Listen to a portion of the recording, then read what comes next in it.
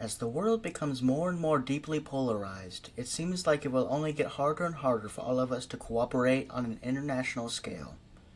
Every day it seems like there are new tragedies to keep track of. Endless senseless shootings, global wars, pollution crises, pandemics, global national wealth inequality, and so much more. With all of these problems, it is not unreasonable to begin to wonder if and what should be reworked in the federal government's budget. People will have differing opinions on what they consider worthwhile.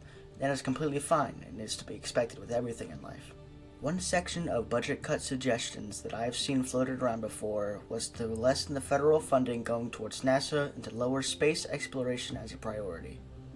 In this video, I will try to explain why I believe space travel is not only worthwhile, but it is beneficial to humanity as a whole. I will be analyzing the history of space travel and its correlation to politics and government.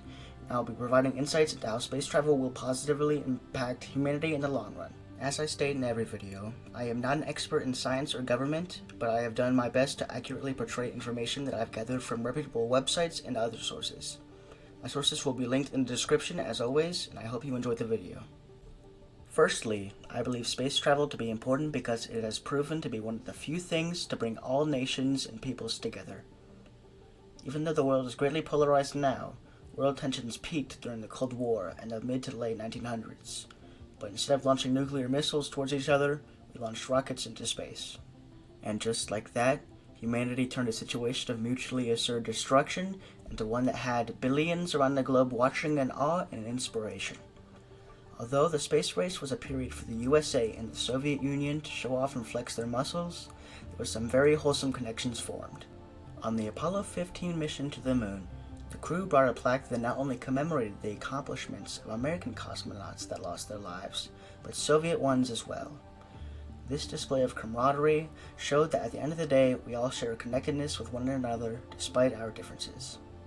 And in modern times, people from countries in all corners of the world with greatly varying cultures and political systems work together in the International Space Station and other space programs. Also, just nationally in the United States, it is one of the very few issues that has very good bipartisan support. Democratic and Republican legislators and executives have both made strides towards advancements in space legislation. Of course, they might be to different degrees, but still having some level of support from both sides of the political spectrum is very refreshing. Another reason I believe space travel to be a worthwhile endeavor is because of the hope and inspiration it has given and still gives to billions of people around the world.